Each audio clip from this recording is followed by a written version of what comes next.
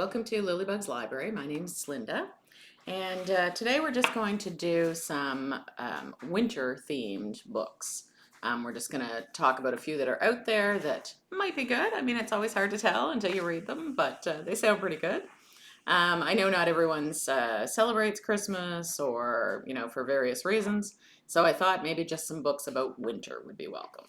So the first one is by Laurie G. Armstrong, and it's called Snowblind.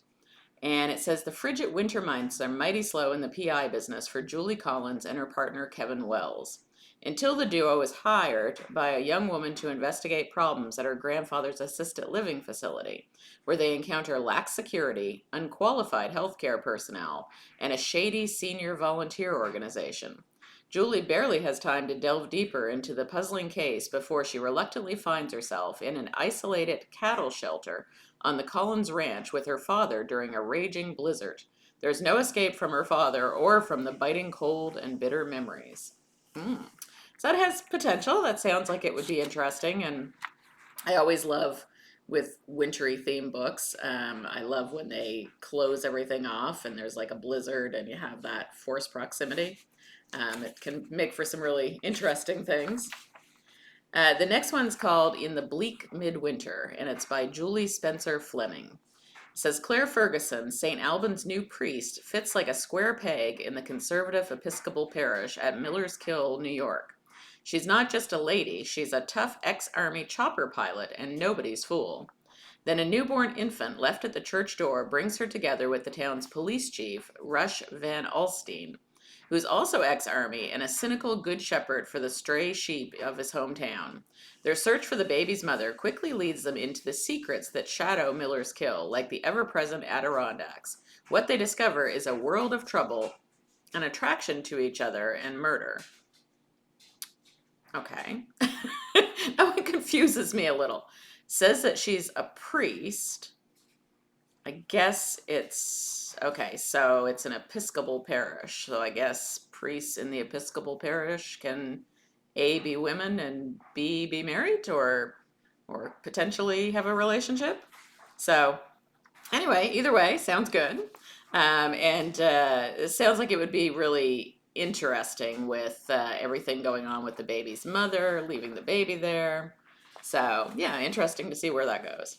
So the next one is called Murder on Ice. And if you look at that cover, it really looks intriguing. Like, all the roses that have been thrown onto the ice, and then there's the body outline. So it's like, ooh, okay. When the judge who cast the deciding vote that gave the gold to a Russian skater instead of America's sweetheart is found brutally murdered, Rebecca Bex-Levy, figure skating researcher for the 24/7 network, must glide carefully as she investigates this baffling mystery. So that sounds interesting. Doesn't really say that it's a cozy mystery, but kind of looks like one. The next one is Susan Wiggs, Snowfall at Willow Lake. It says international lawyer Sophie Bellamy has dedicated her life to helping people in war-torn countries. But when she survives a hostage situation, she remembers what matters most, the children she loves back home. Haunted by regrets, she returns to the idyllic Catskills village of Avalon on the shores of Willow Lake, determined to repair the bonds with her family. There, Sophie discovers the surprising rewards of small-town life, including an unexpected passion for Noah Shepherd, the local veterinarian. So that sounds really good, and I do like Susan Wiggs. I don't remember what I've read of hers, but I'm pretty sure I've read some things. Just give me 1 second. I'm just going to take a little sip of my tea. See how hot it is. Well, that's pretty good. It's one I just bought. It was called Christmas Eve, and it's caffeine free. It's by Stash.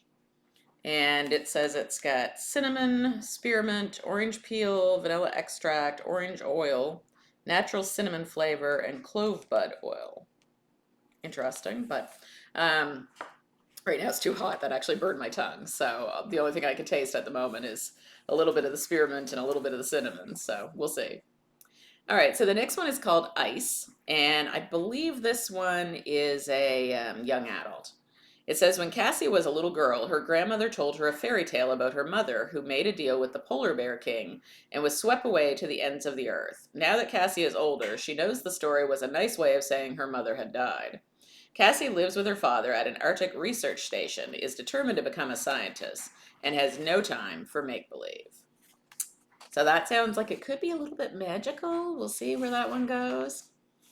This one I thought sounded excellent, and again, love what they do with the covers. And it's called Winter of Secrets by Vicki Delaney, and I do like her books as well. So I have high hopes for that one. It says siblings Wendy and Jason Wyatt Yarmouth and their friends have come to the peaceful mountain town of Trafalgar, BC, to enjoy a 2-week vacation of skiing, drinking, drugs, and sex. Okay. I didn't think it was going to be quite like that, but we'll continue to read. But tragedy strikes when two of the group crash through the ice into the frozen river. It's Christmas Eve, and the snowstorm of the decade has settled over the town. Constables Molly Smith and Dave Evans are busy attending to fender benders, tumbling pedestrians, and Christmas tree fires. Then, at the stroke of midnight, they are summoned to the scene of a car that has gone off the snowy road into the river. Police, coroners, and medics all agree it was an accident. But when the autopsy reveals a shocking secret, Molly and Sergeant John Winters are plunged into the world of sexual predators, recreational drugs, privilege, and high living. Meanwhile, stalker Charlie Bassing is out of jail and looking for revenge. A handsome Mountie is giving Molly the eye, and her mother Lucky is cheerfully interfering in the investigation. And all Molly wants to do is ski the powder. Okay, so that one might be a little much for me, but it does sound like it would be an interesting story and one that, by the looks of things, could go quite deep. So we'll see. The next one is called Frozen by Kate Watterson. And it says Bryce Grantham wants a quiet vacation at his family's cabin. On his first night in town, he meets a lovely girl at a bar, because that's where you meet all the lovely girls, right? At a bar, and gives her a ride home. It was very judgmental of me. I'm sure there's lots of nice girls in bars. It just sounded funny. The next day, he finds his cell phone in his car. Finds her cell phone in his car. When he tries to return it, Bryce discovers that the young woman has vanished, leaving behind only a bloody shoe. Suddenly, Bryce Grantham is the primary suspect in a murder investigation. Detective Ellie McIntosh has a serial killer on her hands, but without a body, she has few leads, and the stalled investigation has her on edge. Bryce Grantham seems to be the perfect suspect. 18 months have gone by without a clue, and yet Grantham starts reporting stumbling across the bodies of the missing women with unbelievable frequency. I can't talk today, I'm sorry. The evidence against him is almost irrefutable, but Ellie's gut tells her the case is not so cut and dry. Excuse me. Before Ellie compromises the investigation, her career, and possibly her life, in order to prove Bryce's innocence, she must determine whether he is a manipulative, cold-blooded killer or the victim of a madman playing a sickening game. Okay, that one sounds very heavy, and I'm sure it's going to be, it sounds like it's going to be really good. It just sounds like it's certainly not cozy. Not that I expected that one to be, but it does sound like it would be. I'm intrigued. I don't know if I'm intrigued enough to read it, but I'm intrigued. All right, so the next one is called A Week in Winter by Maeve, I think it's Binchy, but I'm not totally sure how to pronounce her name, so I apologize if I got that wrong. It says Stonebridge is a small town on the west coast of Ireland where all the families know one another. When Chicky Starr decides to take on an old decaying mansion set high on the cliffs overlooking the windswept Atlantic Ocean and turn it into a restful place for a holiday by the sea, everyone thinks she's crazy.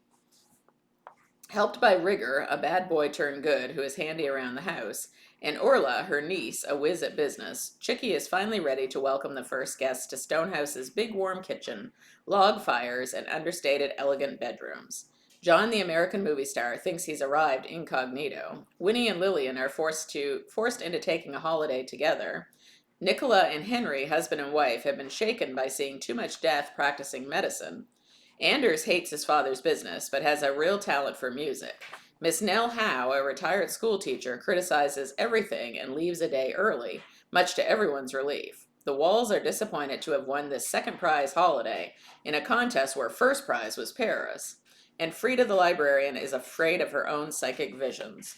Sharing a week with this unlikely cast of characters is pure joy. Okay, so it sounds like that's going to be quite a story, and with all those different characters and their backstories and all together in this inn. I think that one could be great. And it does say it was the last book that she wrote, apparently, before, the way it's put is before her sudden death. So I'm not sure what happened. So it says it has her trademark warmth, humor, and the kind of characters that make her books live on. So if you're a Maeve Binchy fan, that sounds like it would be a great one.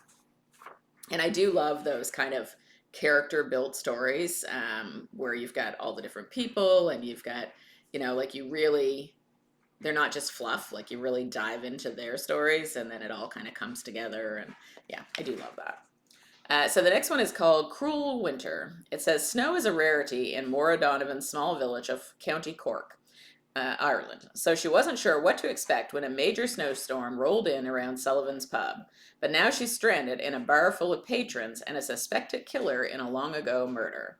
Maura's been in Ireland less than a year and hasn't heard about the decades-old unsolved crime that took place nearby, let alone the infamous suspect Diane Caldwell. But the locals have, and they're not happy to be trapped with her. Diane, meanwhile, seeks to set the record straight, asserting her innocence after all this time. And since no one is going anywhere in the storm, Maura encourages Diane to share her side of the story, which she never had a chance to do in court. Over the next few hours, the informal court in Sullivan's reviews the facts and theories about the case and comes to some surprising conclusions. But is it enough to convince the police to take a new look at an old case? I like the sound of that one. And again, it's got that forced proximity, only this time she's using it to tell her side of the story. So that sounds really good. And the last one is one that was popular and won quite a few awards a few years ago. I'm not sure exactly when, but it's called Snow Falling on Cedars. And at the time, I didn't read it, so I'm kind of interested to go back and read this one. It says, gripping, tragic, and densely atmospheric, a masterpiece of suspense. San Pedro Island, north of Puget Sound, is a place so isolated that no one who lives there can afford to make enemies. But in 1954, a local fisherman is found suspiciously drowned, and a Japanese-American named Kabo Miyamoto is charged with his murder. In the course of the ensuing trial, it becomes clear that what's at stake is more than a man's guilt. For on San Pedro, memories of a charmed love affair between a white boy and a Japanese girl who grew up to become Kabuo's wife, memories of land desired, paid for, and lost. Above all, San Pedro is haunted by the memory of what happened to its Japanese residents during World War II, when an entire community was sent into exile while its neighbors watched.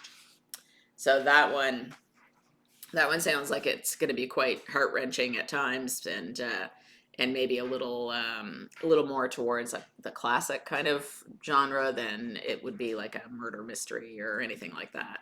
But they all sound excellent, and I don't know, like I said, whether I would get to all of them, but if you're not currently reading a lot of Christmas stories and you're looking for something just wintry, I think those kind of fit the bill. So hopefully you'll find some good ones in there.